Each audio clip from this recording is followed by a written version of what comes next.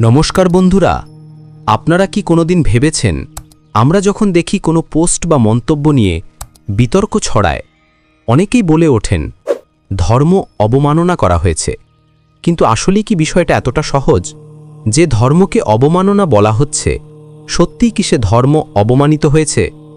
আর কেউ যদি ভুল করে বা অজানায় ধর্ম নিয়ে কিছু বলে ফেলে, তাহলে তার জন্য শাস্তি দেওয়া কি সঠিক?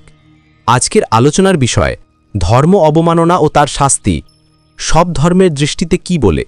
সনাতন ধর্ম বলে, গীতায় শ্রীকৃষ্ণ বলেছেন, দ্বেষ্টা সর্বভূতানাম মৈত্র করুণা এবচ, অর্থাৎ প্রকৃত ভক্ত সেই যিনি সবার প্রতি দয়ালু ও বিদ্বেষমুক্ত। তাই কেউ ভুল বললে তার প্রতি ঘৃণা নয়, জ্ঞানের আলো ছড়িয়ে তাকে সঠিক পথে আনা উচিত। ইসলাম ধর্মে বলা হয়েছে, তোমাদের ধর্ম তোমাদের জন্য, আমার ধর্ম আমার জন্য। অর্থাৎ ইসলাম অন্য ধর্মকে অবমাননা করতে নিষেধ করে এবং অন্য ধর্মের মানুষদের প্রতিও সম্মান দেখাতে বলে। খ্রিস্ট ধর্মের শিক্ষা, যীশু খ্রিস্ট বলেছেন, তোমরা তোমার শত্রুদেরও ভালোবাসো, যারা তোমাকে অভিশাপ দেয় তাদের জন্য প্রার্থনা করো। অর্থাৎ সমালোচনার উত্তর ভালোবাসা দিয়েই দিতে হবে, প্রতিশোধ নয়।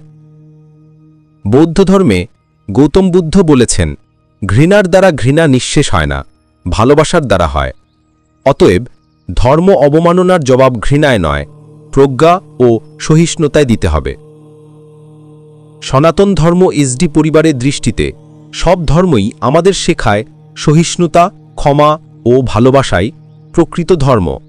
ধর্মকে রক্ষা করার উপায় শাস্তি নয়, বরং জ্ঞানের আলো ছড়িয়ে দেওয়া। তাই বন্ধুরা, আমাদের আজকের এই আলোচনার বিষয় যদি ভালো লেগে থাকে, লাইক, কমেন্ট ও শেয়ার করতে ভুলবেন না। আর আপনি যদি পেজের নতুন সদস্য হয়ে থাকেন, পেজটি ফলো দিয়ে আমাদের পাশে থাকুন।